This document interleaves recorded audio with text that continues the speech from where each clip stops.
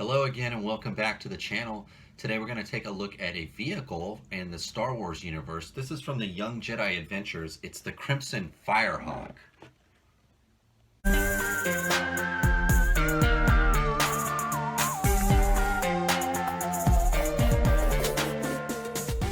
Welcome to the party, pal! Okay, let's look at the box really fast.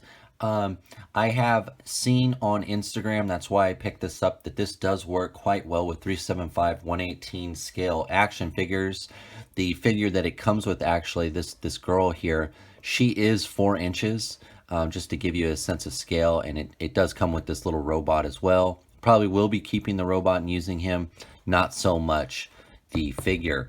It does have a picture here that it opens up in the back, so you can put some things in. It is called the Crimson Firehawk. Quickly spin it around. It's got a graphic there of some of the characters. Here's the back of the box. They did put the shipper label right on this. I did get this off Amazon. I mentioned in the haul video. It was a Black Friday, Cyber Monday sale item. It was marked down to $22, free shipping. Typically, it's about $45 I've seen in Target. So it was more than half off. So I thought it was a good deal. Does say here at the top, fits up to 3 figures. It does come with this special RJ83 figure. It does mention that it has cargo space and there are other little speeders available. But it looks pretty good. Don't want to focus too much on the packaging. But let's get this guy open and see what this is all about. All right, here's the Crimson Firehawk, fully assembled and out of package. It did come with a small instruction booklet. It was fairly simple to put together. I would suggest, and I know everyone has their own means and methods, but if you were to customize this by painting and so on, I would suggest that you do that before assembling it. It didn't feel like any of these parts were meant to be put on and taken off and put on and taken off. I believe it's meant to just snap together and stay together. If you did, put it together and take it apart, put it together and take it apart, I think the parts would end up being a lot looser and eventually end up coming off like most toys. I will say too, when I looked at directions, I thought I was missing parts, but it's because the ship is hollow in the back for you, the cargo area, and because it's plastic-free packaging, they had wrapped many of the parts in that white tissue paper that comes with a lot of Star Wars figures now, and filled the ship up with the parts. So when I opened it up, it seemed like some were missing, but they were actually inside of the ship. Let's look at the figures really quick. This is the, I forgot her name, Nash Durango figure that came with the ship. We're not here for that really. She is 5 points if you're curious of articulation. Here's the little robot. He doesn't have any articulation. He does have some pegs on the bottom of his feet though. I probably will be using this guy for something.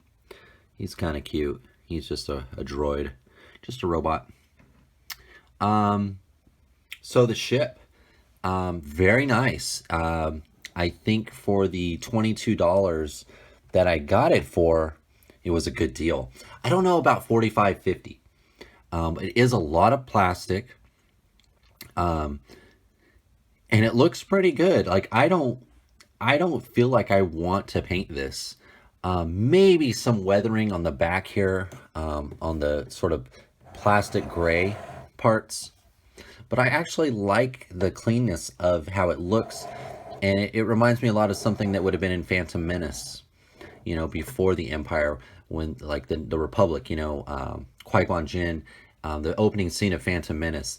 That's the kind of paint job and ship that this kind of reminds me of, that era. I don't know anything about the show, if that's actually when this takes place, but that's what it reminds me of. It did come with the stickers already on. There is one inside of the cockpit here. There's a lot of sculpting inside of the ship. It does have a little spot here for the droid to sit or stand, and also this comes down, and it also has, let's see if I can show you, I'm sure I caught that, but the back of that seat comes down, And it has more foot pegs for this little guy. So this must be his ship. He must be like the little R2 or the BB unit of the show. Very cool though. I'll say the only thing I noticed that doesn't seem to work for me is this little gun here in the back. You pop that in, but it's on a little hinge there, and seems to be staying now. It's propped up at an angle. If you push it down to make it straight, it just pops out. So you have to click it in there. Canopy comes down. The canopy, because that is kind of angled, doesn't totally lock in. I would have liked that to have been straight. Doesn't turn or anything. This canopy doesn't turn or anything. But you can see it opens up. It's pretty big. You'll probably fit 2 figures in there, maybe 3. But it does have 1 seat. Very nice. These flaps move. It does give you sort of some of the play features here on the back. This is probably one of the best ones here. Is this hatch does open, and you can see there's a lot of space in there. If you're a kid, you're gonna just stuff your stuff guys in there and take off. Looks like some speeders would fit in there pretty nicely. In fact, let's take a look. I've got one of the vintage collection speeders. This is the one that came with the Scout Trooper and Grogu in the bag. You can see almost fits in. Maybe the other way might be better, or if you pull these down, fold them. Whoops. There we go. You can see that you can easily fit in a couple speeders in there either way, like so. And because that does go up at an angle, it gives you a little bit more room, but it's a nice space. It's roomy. Very nice. For 22 bucks, that's what I paid for. I think it's worth it. Let's put some figures in here. Let's kind of do size comparison. Here is Acid Rain's Ratco, and let's see how he looks in there. There's not a lot of leg room there. In fact, there is no leg room. Been having my Ratco, his belt, has been kind of popping off lately. Been playing a lot with this guy. I've been keeping an eye on my jail cell. So you can see he doesn't really quite fit in his legs. There is no leg room down here. So, but Ratco is a bit bigger. He is a true 118 figure. Here is the Inquisitor from the Star Wars Vintage Collection. He's a bit smaller, and he fits a bit better. See there. Here is a Joy Toy Poseidon figure, and he is also 118. He's a little bit bigger than the Vintage Collection figure. You can see he doesn't quite fit that well. So I think for Star Wars figures, because they are a true 375, they do fit a bit better. Now, this one up here, there is a lot more leg room for this gun up here. And you can almost set them on their, oh, there he goes. Yeah, he got in there. Yeah. So the back gun, a lot more spacious. There's a lot more room. And you can sit down mostly all the way. Let's see, Ratco fits in there just fine.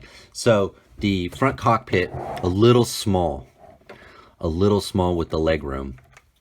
Let's try this Marvel Universe Guardian.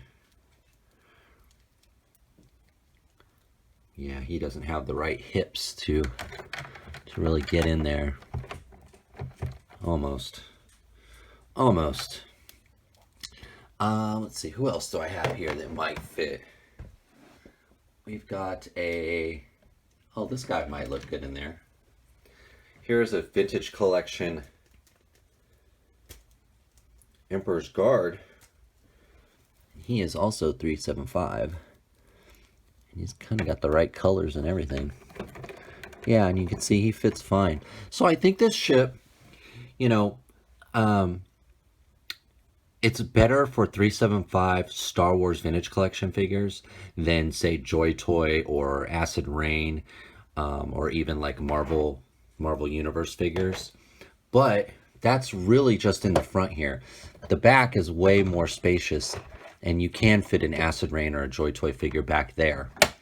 The cargo hold, you can throw several figures in there. You can also fit a couple speeders.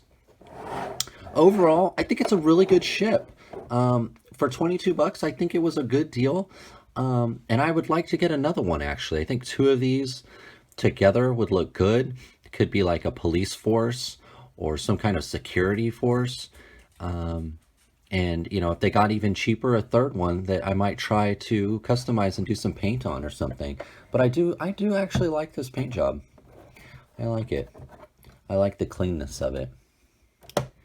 I would just maybe the gray on it, metalize it a little bit, maybe with an acrylic marker or some kind of a gunmetal washing. All right, guys, so that is the overview. I think it's a pickup. Maybe not at the full price, but definitely at that 50% clearance price. In fact, like I said, I probably will get another one of these if I can get the same deal. But overall, pretty good ship, good scale, lots of play features, good size. I can see a kid having a lot of fun with this, and I think I'm going to too. All right, so that's the overview, guys. I'm going to take some photos with it. Hope you'll stick around to take a look at those. Please remember to like, comment, and subscribe, and I'll catch you next time.